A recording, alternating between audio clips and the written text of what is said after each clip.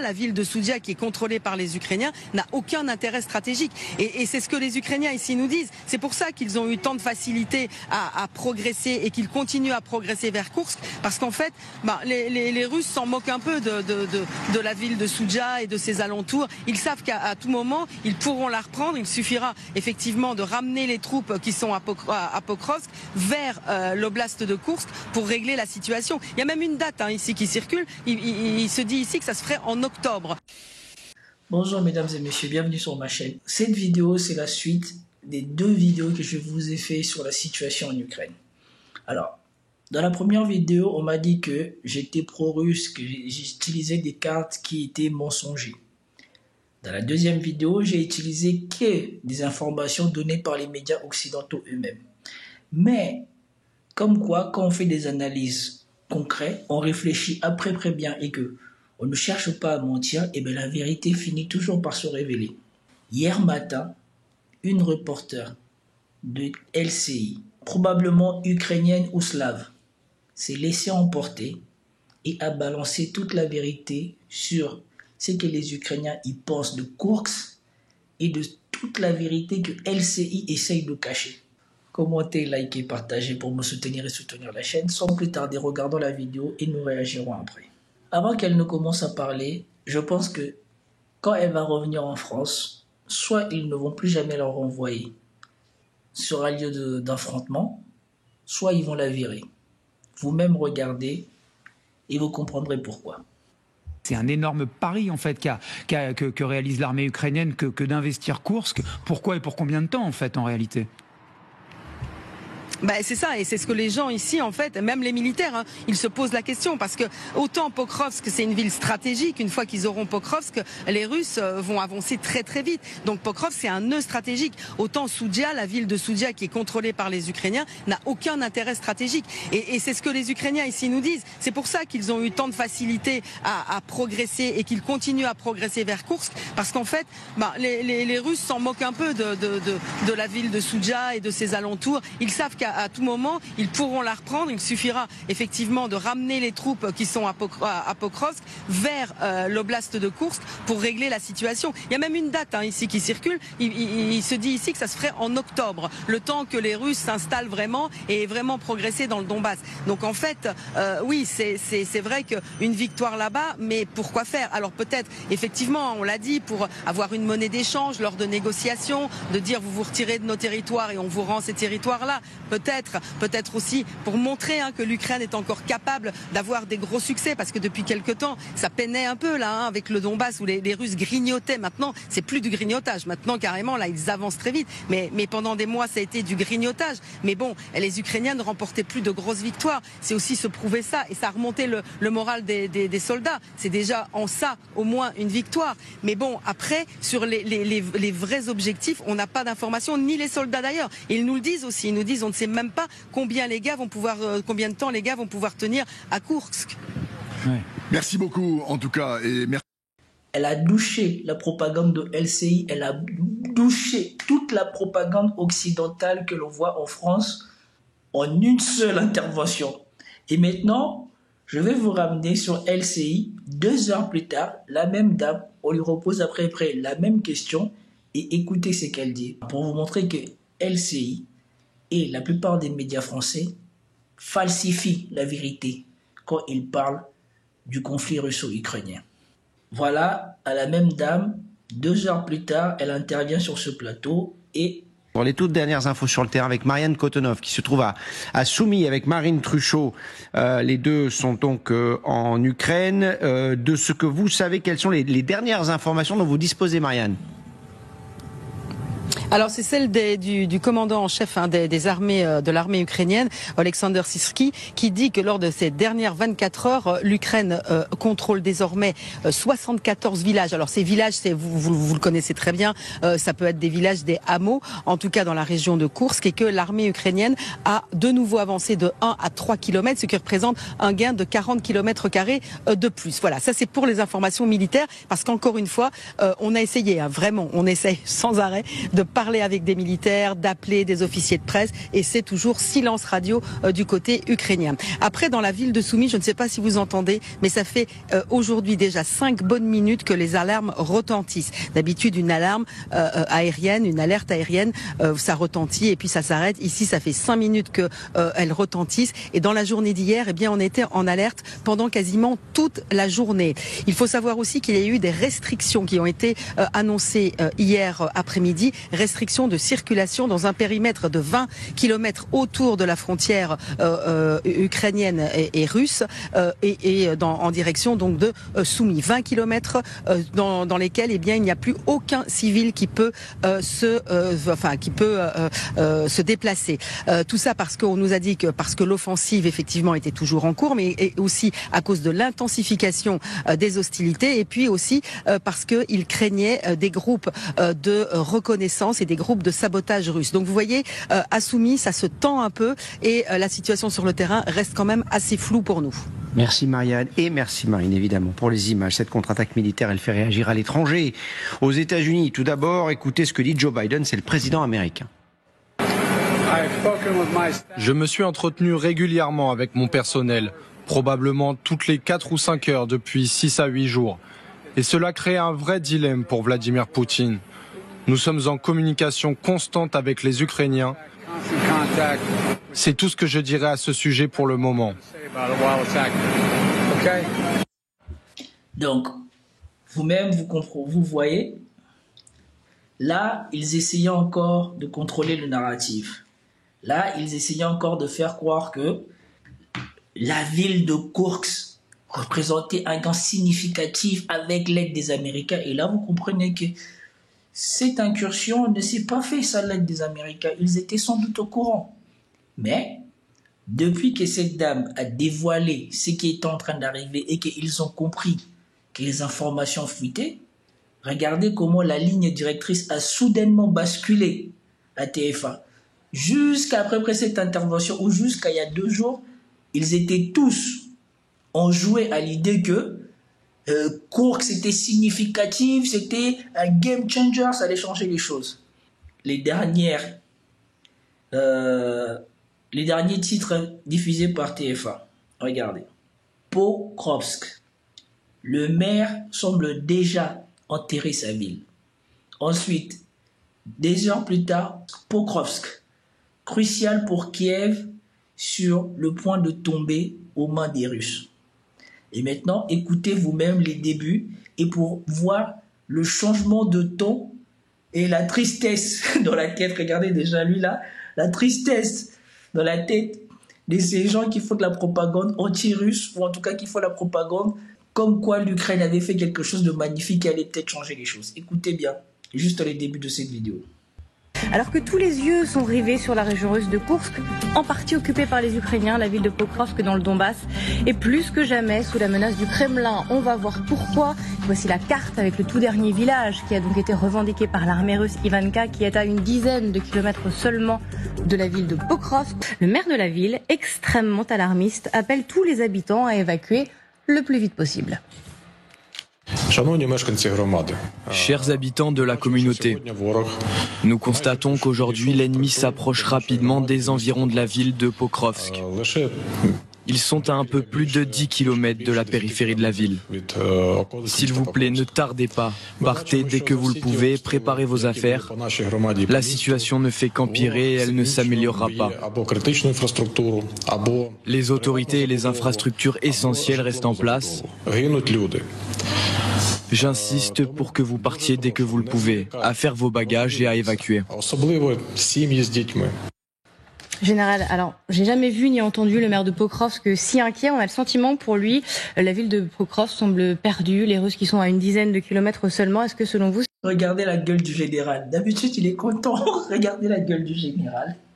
C'est une question de temps, c'est inéluctable désormais. Non, dans ce type de conflit, comme on le voit depuis 2 ans et demi, on ne peut pas faire de pronostic sur la conquête ou non d'une ville. Simplement, c'est que le maire fait son travail et il prévient des populations qu'il est temps d'évacuer pour permettre aux combattants de mieux combattre. Donc, à la limite, ce n'est pas complètement incohérent. Si c'est pourtant de dernier moment attendre les frappes et autres, qui ont déjà lieu d'ailleurs, il a une responsabilité morale qui ne peut pas assumer. Et il est normal qu'il appelle ceci. Alors effectivement, c'est alarmant. Bon, on va pas s'attarder sur ce qu'il dit, parce que moi, je vous le dis, je viens de voir le rapport de guerre en anglais, c'est en train de tomber. Et c'est en train de tomber de plus en plus vite. Comme je vous l'avais dit, plus les lignes de défense sautent, moins les lignes de défense qui viennent sont préparées au combat. Et donc tombent encore plus vite. Donc on va sauter sur ça et on va voir ici.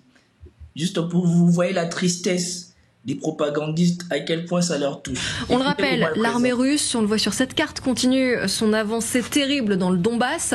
Elle affirme n'être plus qu'à 10. Maintenant, c'est l'avancée des Russes qui devient terrible. Souvenez-vous de la vidéo que je vous ai fait avant, où je vous ai montré comment on présentait l'avancée des Ukrainiens à Koursk.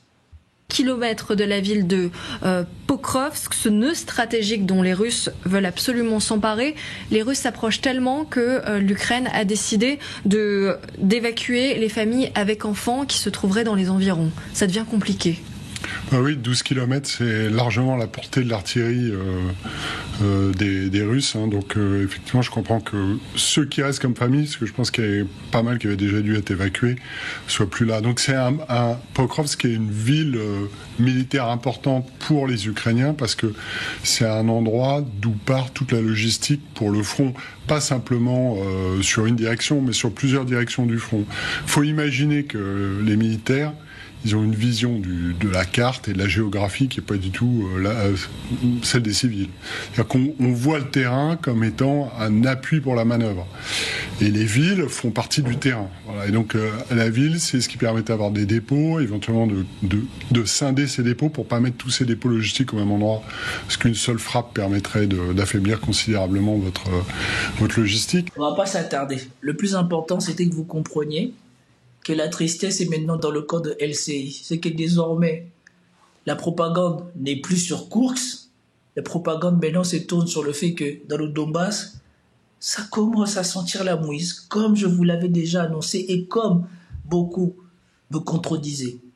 Mais maintenant, je voudrais que l'on revienne sur ce que cette reporter que je vous ai montré au début a dit. C'est ce que le colonel Jacques Beau souvent dit. Il dit que on est mieux informé de la guerre dans la presse ukrainienne que dans la presse française et dans la presse atlantiste. Et ici, vous avez cette dame qui vous dit exactement ce que pensent les Ukrainiens et ce que disent les militaires ukrainiens de cette supercherie que Zelensky a fait. Et maintenant, on va décortiquer ce qu'elle a dit pour que maintenant vous vous rendiez compte une bonne fois pour toutes. C'est un énorme pari en fait que réalise l'armée ukrainienne que d'investir Koursk. Pourquoi et pour combien de temps en fait en réalité ? C'est ça, et c'est ce que les gens ici, en fait, même les militaires, ils se posent la question, parce que autant Pokrovsk, c'est une ville stratégique, une fois qu'ils auront Pokrovsk, les Russes vont avancer très très vite. Donc Pokrovsk, c'est un nœud stratégique. Autant Soudia, la ville de Soudia, qui est contrôlée par les Ukrainiens, n'a aucun intérêt stratégique. Voilà. Vous avez attendu ? Elle a dit. On lui a posé la question, c'est quoi l'intérêt des Ukrainiens de rentrer là-bas ? Et je n'ai même pas besoin de trop argumenter sur ce qu'elle vient de dire. Elle vient exactement de vous confirmer tout ce que j'ai dit dans mes vidéos. Cette ville, militairement, n'avait aucun intérêt pour les Russes à être super défendue, parce que c'est une ville qui bénéficie plus à l'Ukraine qu'à la Russie. Mais surtout, c'est ce qu'elle va dire après qui compte. Premièrement, cette ville, c'est dans un terrain plat. Il n'y a pas d'avantage de relief ou quoi que ce soit que les Ukrainiens peuvent s'emparer qui rendrait difficile qu'on les déloge de là. Tandis que la perte de Pokrovsk, pour les militaires eux-mêmes, ils se disent maintenant, si on perd Pokrovsk, on est cuit. Mais Souja là-bas, même si on le prend, stratégiquement, militairement, ça ne représente rien. Mais vous avez Zelensky qui dit qu'il a atteint ses objectifs. D'après vous, il a atteint ses objectifs. Pourquoi ? Parce qu'il est freiné ou parce que son objectif, c'était juste de paraître sur les télés comme quoi il a pris 1500 km² de la Russie. Et vous voyez, on vous dit qu'il y a du mécontentement qui est en train de naître et de se renforcer dans la population ukrainienne. Et là, on vous dit que même les militaires commencent à se demander c'est quoi cette supercherie ? Parce que je ne sais pas si c'est aujourd'hui, si c'est dans cette vidéo ou si c'est dans une autre que je vais vous mettre les images de Pokrovsk. Vous allez vous rendre compte que c'est la catastrophe pour l'Ukraine. Ils se prennent une 2 kilotés là-bas, là. Quand vous voyez ce qui se passe là-bas, vous allez vous demander mais à quoi ça servait d'aller mettre tous ces soldats qui, en plus de ça, eux-mêmes là-bas à Kursk, qui se font bombarder comme c'est pas permis. On aurait dit que les Russes, ils ont décidé de sortir de la ville ou de s'éloigner du front et de les bombarder massivement. Parce que tout à l'heure, j'ai regardé, c'était la catastrophe. Tous les bombardements que les Ukrainiens, eux aussi, ils bombardent. On ne va pas dire qu'eux aussi non plus, ils ne bombardent pas. Mais perdre autant d'argent, perdre autant d'équipements, perdre autant de soldats, alors que ces soldats auraient pu combattre dans le Donbass, on comprend. Franchement, on ne comprend pas pourquoi. Si ce n'était que pour faire de la pub à la télé. Parce que là, le moral, il va tomber dans les chaussettes. Quand Pokrovsk va tomber, le moral, il va être dans les chaussettes. Il va être encore pire qu'avant. Parce qu'on va se demander, mais à quoi ça a servi de sacrifier autant de monde, autant d'argent, autant d'équipements? Et c'est ce que les Ukrainiens ici nous disent. C'est pour ça qu'ils ont eu tant de facilité à progresser et qu'ils continuent à progresser vers Kursk. Parce qu'en fait, les Russes s'en moquent un peu de la ville de Soudja et de ses alentours. Ils savent qu'à tout moment, ils pourront la reprendre. Il suffira effectivement de ramener les troupes qui sont à Pokrovsk vers l'oblast de Kursk pour régler la situation. Voilà.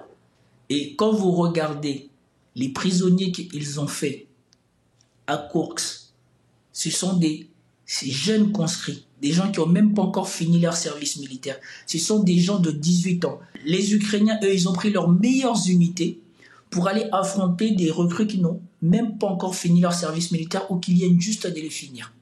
Et donc, ils ne se sont pas battus contre les vraies unités d'élite russes qui sont dans le Donbass. Et vous attendez. Le constat, c'est pas elle qui le dit. C'est les militaires ukrainiens et les Ukrainiens eux-mêmes. Ils le disent. Il suffit que les troupes qui sont dans le Donbass viennent à Soudja et ils vont les sortir de là. Il y a même une date ici qui circule. Il se dit ici que ça se ferait en octobre, le temps que les Russes s'installent. Regardez la fatalité. Comment voulez-vous que maintenant le moral ne rentre pas dans les chaussettes? Quand vous faites toute cette supercherie et vous savez bien que vous ne tiendrez pas, 2, vous allez vous faire déloger et que ça ne passera pas octobre. Comment voulez-vous que le moral ne retourne pas encore plus bas que dans les chaussettes où ils étaient? Et si jamais cela arrive, qui sera le premier responsable? Évidemment les Occidentaux, et ce n'est pas leur problème, surtout que Zelensky a déclaré lui-même qu'il a fait cela sans l'aide, sans le concours des Occidentaux. Tout va retomber sur lui et sur son général. Ça va être Zalojny 2. Soit ça sera Zelensky le coupable, ça sera Syrski ou je sais pas quoi. Vraiment et vraiment progresser dans le Donbass. Donc en fait, oui, c'est vrai qu'une victoire là-bas, mais pourquoi faire? Alors peut-être, effectivement, on l'a dit, pour avoir une monnaie d'échange lors de négociations, de dire vous vous retirez de nos territoires et on vous rend ces territoires-là. Peut-être aussi pour montrer que l'Ukraine est encore capable d'avoir des gros succès, parce que depuis quelque temps, ça peinait un peu là avec le Donbass où les Russes grignotaient. Maintenant, c'est plus du grignotage. Maintenant, carrément, là, ils avancent très vite. Mais... On vous dit que c'est que les Occidentaux disaient tous les jours, oui, mais regardez, les Russes, ils sont en difficulté, ils avancent petit à petit.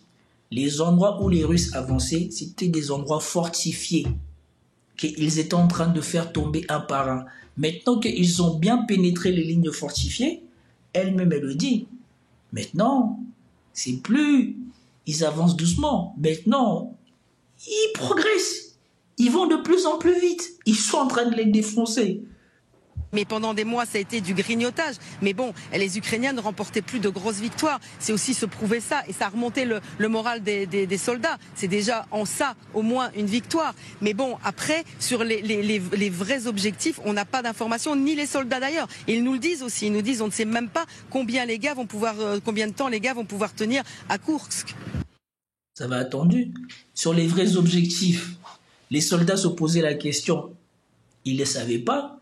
Et eux-mêmes, ils ne se font même pas d'illusions. Contrairement à ce que l'autre là, sur la vidéo que je vous ai fait hier, Le reporter de France 24 voulait nous faire croire que les soldats, ils ont le moral, ils disent qu'ils vont tenir, ils vont consolider.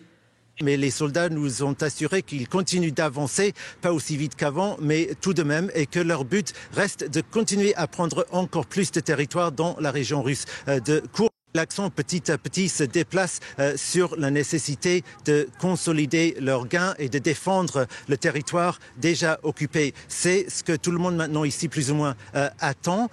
Est-ce qu'ils vont pouvoir le faire? Certains soldats ukrainiens à qui j'ai parlé étaient absolument confiants. Ils ont dit oui, absolument, là on est là pour la durée maintenant.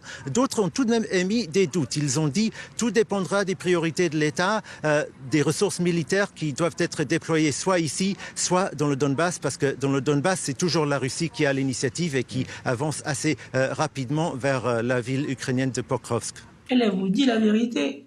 Elle vous dit, les soldats eux-mêmes, ils savent qu'ils ne tiendront pas à Souja. Ils ne savent pas pourquoi ils sont allés là-bas, parce que le terrain n'est pas tenable. C'est pas le Donbass où ils avaient creusé des choses, ils s'étaient préparés à se faire attaquer par des Russes. Non. Souja, c'est du plat.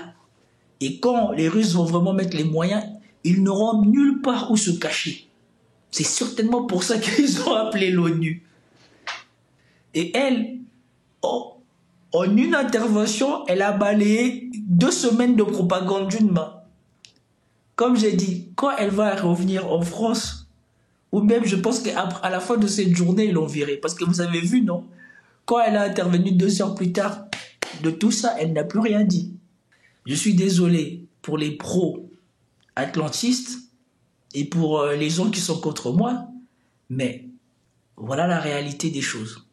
Je vous l'avais dit, je vous l'ai fait comprendre, ce n'est pas être pro-russe que de constater ce qui se passe. Et je répète une fois de plus encore ici, je ne suis pas journaliste, je suis juste un mec qui s'intéresse à la politique, aux infos, à tous ces phénomènes de société et qui voulait que l'avis des gens comme moi aussi compte, l'avis des gens qui analysent les choses et qui disent que voilà, moi je ne suis pas tout à fait d'accord avec cette façon de voir les choses, je pense plutôt que les choses se passent comme ça. Et là, je vous ai dit que pour moi, cette propagande était beaucoup trop gros pour être ce que eux ils ont voulu faire croire. C'est exactement la même chose quand ils pensaient que Prigojine allait aller jusqu'à Moscou. Ou je ne sais pas combien de propagandes ils ont fait. Les propagandes des lancettes, les propagandes des missiles, les propagandes des trucs. Tout ça, quand ils flippent, ils changent de truc, ils ne disent plus rien. Et surtout, regardez la honte. La honte, c'est ici. Pendant que les Ukrainiens se demandent c'était quoi l'objectif de Souja, et que personne n'a vu quoi que ce soit, Zelensky a déjà dit « J'ai atteint mes objectifs ». La zone de tampon. Soi-disant, ils sont partis à Souja pour faire la zone de tampon.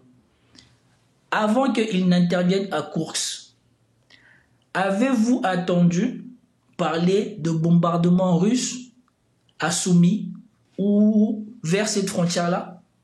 Est-ce que les Russes ils avaient amené le combat vers cette frontière-là? Si les Russes avaient amené le combat vers cette frontière-là, n'aurions-nous pas vu des unités de combat postés à côté de la frontière? Elle-même vous l'a dit. S'ils sont rentrés comme dans du beurre, ils ont progressé, c'est parce que les Russes ne voyaient aucun intérêt à venir mettre de l'armée dans un endroit qui profitait plus à l'Ukraine qu'à la Russie. Parce que il y a ce truc de gaz qui fait passer du gaz à travers l'Ukraine pour qu'elle sorte en Europe. Et l'Ukraine reçoit de l'argent pour ça. Et donc les Russes se disaient, ils vont pas quand même mettre à mal ce qui leur apporte de l'argent. Ils ont pris Souja, ils n'ont pas coupé le gaz. Hein. Et donc, je voulais juste vous faire cette vidéo parce que ça m'a trop fait rire de voir ça. J'ai dit, cette dame, probablement qu'on va la virer parce que elle a forcé TF1 maintenant à revenir sur toute la propagande qu'elle a fait. Et vous voyez, son intervention, comme par hasard, sur la grille, le LCI elle-même n'est plus là. Attendez, on va vérifier. Affirme avoir délivré 2 200 000 passeports dans les territoires ukrainiens occupés. Et d'après le groupe de recherche américain Ukraine Conflict Observatory. Sur LCI, dans leur grille de vidéos YouTube, ils n'ont pas gardé cette image. Et comme on dit, Internet n'oublie rien. Il y avait des gens qui avaient déjà chopé ça et j'ai attrapé ça sur Twitter et c'est pour cela que je vous l'ai mis. Donc, maintenant, j'aimerais bien attendre tous ceux qui me traitent de tout et n'importe quoi. Venez maintenant m'expliquer pourquoi cette personne qui est payée par LCI et qui fait la propagande de LCI a dit ce qu'elle a dit. Ou si c'est qu'elle a dit, ça lui a été rapporté par des trolls russes comme moi ou des propagandistes russes comme moi. Donc voilà, mesdames et messieurs, les hasards de la vie font parfois bien les choses. Donc, je vous ai fait 2 démonstrations que les gens ont contestées et maintenant c'est LCI qui me donne raison. Donc c'était tout pour cette vidéo, j'espère que vous avez apprécié. Si vous avez apprécié, commentez, likez, partagez et je vous dis à plus tard. Peace out.